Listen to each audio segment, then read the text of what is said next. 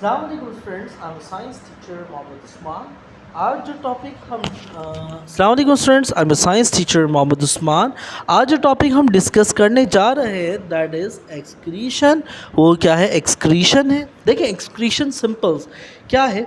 जब हम कुछ खाते हैं, पीते हैं, डिफरेंट किस्म के फंक्शंस परफॉर्म करते हैं, तो हमारी बॉडी कुछ ऐसे मटेरियल बनाती है, एक ऐसा वेस्ट मटेरियल तैयार करती है जो कि हमारी बॉडी के लिए ज़रूरी नहीं होता, और सम टाइम यूँ कहें कि वो हमारी बॉडी के लिए नुकसानदेह होता है, डेंजरस होता है, ख़तरनाक होता है, पॉइजनस होता है, जहरीला होता है। So body need to excrete out. तो बॉडी को ज़रूरत होती है कि उस मटेरियल को क्या करे, बॉडी से बाहर निकाले। तो ये जो वेस्ट मटेरियल जो हमारी बॉडी बनाती है और इन्हें जो एक्सक्रीट करती है, बॉडी से निकालती है, जैसे कि स्वेट्स यानी पसीनों के ज़रिए, जैसे कि थ्रू यूरिन, पेशाब के ज़रिए। तो ये जो अमल है बॉडी से वेस्ट मटेरियल निकलने का, पेशाब के ज़रिए, यूरिन के ज़रिए और पसीनों के ज़रिए, इस अमल को हम दरअसल क्या कहते हैं? एक्सक्रीशन कहते हैं। देखिए यहाँ क्या कह रहा है, वही कह रहा है कि living things produce waste materials. के लिविंग थिंग्स क्या करते हैं? वेस्ट मटेरियल प्रोड्यूस करते हैं, ऐसे मटेरियल जो कि हमारे लिए ज़रूरी नहीं होते इन देयर बॉडीज़, अपनी बॉडीज़ में। They get rid of this waste material. इनको ज़रूरत होती है कि इन वेस्ट मटेरियल से वो क्या करें? रीड ऑफ, छुटकारा हासिल करें, by passing out their bodies, इन्हें बॉडी से बाहर निकाल के इनटू द इन्वायरमेंट में, बाहर माहौल में। This process is called excretion, और इसी प्रोसेस को हम एक्सक्रीशन कहते हैं। ये बात मैं पहले आपको समझा चुका हूँ। एग्जाम्पल दे रहा है, जैसे carbon dioxide and water are waste material produce in body. Body के अंदर कार्बन डाइऑक्साइड और कुछ पानी भी जो है, जो इजाफी होता है, वो हमारी बॉडी के लिए वेस्ट मटेरियल होता है। बॉडी इसे सांस के ज़रिए बाहर निकालती है। सही। Carbon dioxide and water vapour are excreted when we breathe out. जैसे मैंने कहा कि ब्रीथ आउट, सांस बाहर लेते हुए हम इन चीज़ों को निकाल देते हैं। Our bodies also produce waste material. These are usually excrete from the bodies together with water as urine and decide। बोला हमारी बॉडी कुछ और वेस्ट मटेरियल बनाती जो एक साथ निकलते हैं, जैसे कि यूरिन और स्वेट यानी पसीना। बोला कि if all living things does not excrete, अगर लिविंग थिंग्स जो है एक्सक्रीट ना करें, it will not able to remove waste material from its body.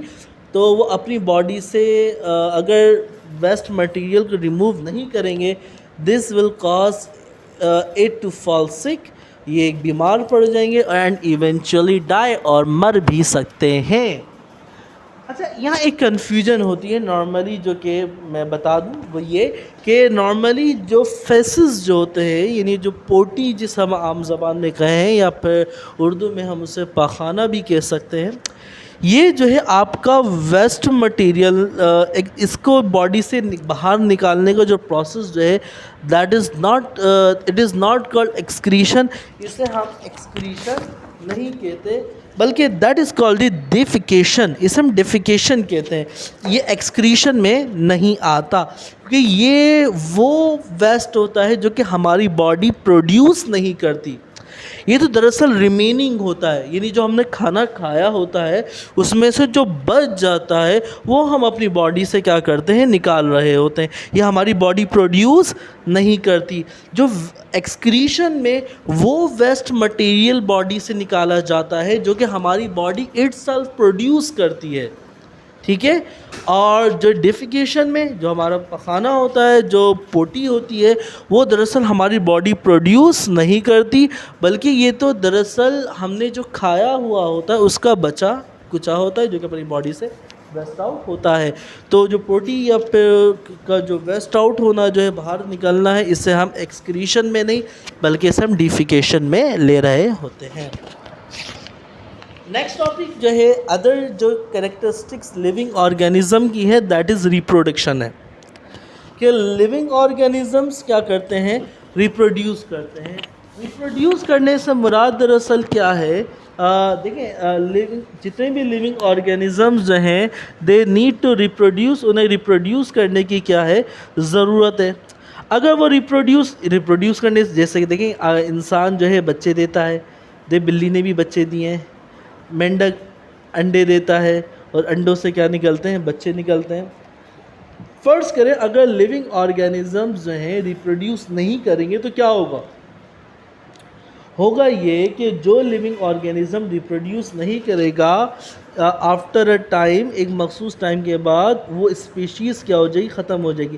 For example, مثال کے طور پہ ہم سب جانتے ہیں کہ دنیا میں سب سے پہلے جو ہے جو اللہ تعالیٰ نے جن کو اتارا وہ حضرت آدم علیہ السلام اور ساتھ ساتھ ان کے ساتھ بی بی حوا کو، انہی سے پوری انسانیت کی نسل چلی۔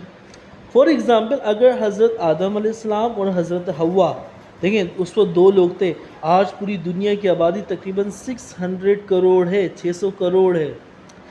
اگر وہ حضرت آدم اور حضرت حوا اگر جو ہے وہ ریپروڈکشن نہیں کرتے تو دین اور وہ بچوں کو پیدا نہیں کرتے تو دین کیا ہوتا؟ وہ دنیا میں آئے تھے، وہ دنیا سے چلے جاتے اور دین انسانوں کی آبادی میں اضافہ نہیں ہوتا اور دنیا میں انسان آج آپ اور میں اور کوئی بھی انسان نہیں ہوتا۔ تو لیونگ آرگینزم کو ریپروڈیوس کرنا بہت زیادہ ضروری ہے تاکہ جو ہے ان کی اسپیشیز، ان کی نسل کیا رہ سکے؟ برقرار رہ سکے، ادروائز وہ نسل جو ہے دنیا سے کیا ہو جائے گی؟ ختم ہو جائے گی۔ ریپروڈیوس کرنے کے اینیملز ڈفرینٹ طریقے استعمال کرتے ہیں، جیسے کہ وہ بچے بھی پیدا کرتے ہیں، کچھ انڈے دیتے ہیں، جیسے کہ مرغی ہے وہ انڈے دیتی ہے، انسان ہے بچے دیتا ہے، مرغی بچے دیتی ہے، جیسے یہ مینڈک ہے وہ بھی انڈے دے رہا ہوتا ہے۔ ٹھیک ہے، اچھا آج کے لیے اتنا ہی رکھیں گے، باقی انشاءاللہ ہم نیکسٹ کلاس میں ڈسکس کریں گے۔ اپنا بہت زیادہ خیال رکھیے گا، اللہ حافظ۔